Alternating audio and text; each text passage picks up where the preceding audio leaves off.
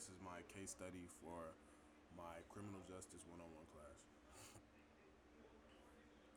The criminal justice system, as long as it has been established, has continued to maintain order, enforce laws, and serve justice. It's comprised of three components: law enforcement, courts or judiciary, and corrections. And they each play their own role to maintain social construct and keep society moving in the right direction.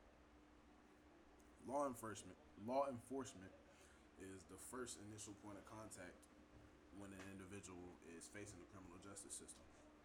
It consists of police officers, sheriffs, FBI, parole officers, and SWAT teams, etc. They report suspicious activity, they investigate the crime scenes, and they make the arrest on the individuals that are committing the crimes. They contribute to the system of checks and balances because when it comes to warrants and searches, due to the Fourth Amendment, there's only so much they can do. They also must read an individual their Miranda rights before they begin questioning them for anything. This helps prevent any mishaps and make sure everything flows smoothly in the courtroom.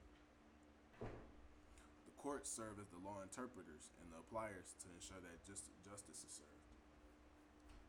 They are responsible for adjudicating criminal cases and determining if an individual is guilty or not. If an individual is found guilty, the appropriate sentence will be applied for the crime that they have committed. They also handle bail hearings, arraignments, and they'll hear appeals. The courts also the courts also protect the constitutional rights of the victims and the accused. These include upholding rights such as the right to a fair trial, the right to remain silent, and the right to legal representation. This contributes to the system of checks and balances because it makes sure that one component is not overpowering any others. Corrections plays a crucial role in the criminal justice system by focusing on the rehabilitation of individuals who have been convicted of crimes. Corrections manages the incarceration of individuals in state prisons, federal prisons, and county jails, ensuring that individuals serve their time in humane conditions. They also provide educational programs, vocational training, substance abuse treatment, mental health services, etc., to prepare individuals to re-enter society.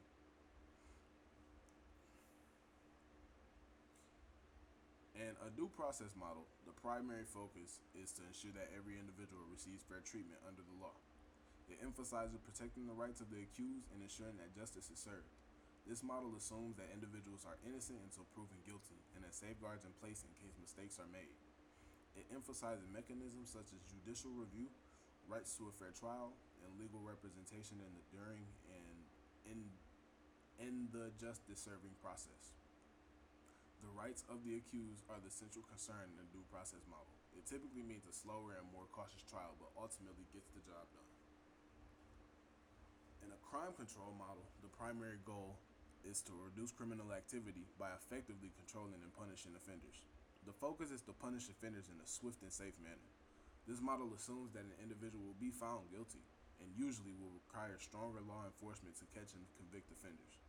Speed and efficiency are emphasized because it will prevent more criminal behavior and society will feel more secure. Although rights are very important in this model, rights are secondary when investigating a crime in this model. Certain procedures may be limited for the accused. Ultimately, the crime control model is built around speed, efficiency, and crime reduction to make sure offenders are punished properly in a good time frame. In the early American era of policing, the officer could handle it many ways, but this is my way. With Sam being the only person that knows where Aaron is and this being the early area of policing, the officer would start by simply asking Sam some regular questions to see where his head is and why he's done this. If Sam continues to withhold the answers from the officer, he will tell him, "This could be really easy or really painful. Your pick." Sam calls his bluff on the pain option, and the officer grabs the needle and stabs it right between his fingernail and his skin. He continues to lodge the needle deeper and deeper until Sam finally gives an address and Aaron's whereabouts.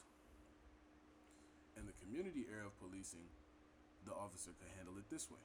Sam and the officer are currently in an investigation room, and he just revealed to the officer that he knows where Aaron is and that she will die in the next 10 minutes if he doesn't act fast. The officer will begin by reading him his Miranda rights and informing him of his right to remain silent. He would then shift his focus onto Sam and ask him why is Aaron going to die. Hopefully he can get some insight as to why this all began in the first place to see if he can relate to his reasoning or if there's anything he can say that will make him more comfortable. The officer would then advise Sam that his life is at stake, that there is a life at stake, and that he is a good person, and that he wouldn't want to live with the guilt of being the only person on earth that knew where a soon-to-be deceased individual was. The officer would tell him he is not in trouble and that he understands, and by this point he has spoken, and Aaron is being saved, and Sam is going to prison. And my case study, if I was the officer, I would follow a crime control model because we're in a time crunch and someone's life will be lost in the next 10 minutes.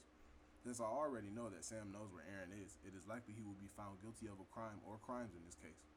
I will begin by asking a couple questions such as why is she going to die and what led you or someone else to want to kill Aaron, which is what that should say. If Sam does not give me the answers I am looking for, I will begin to intimidate him by telling him that murder is a life sentence, and that although he may have gotten out in the past for his other charges, this time will be different. You will never see your family, the light of day, or freedom ever again. If Sam has not spoken yet, he will go to jail because he is still our prime suspect. If we happen to be able to save Aaron, Sam will still go to jail for likely kidnapping. Thank you.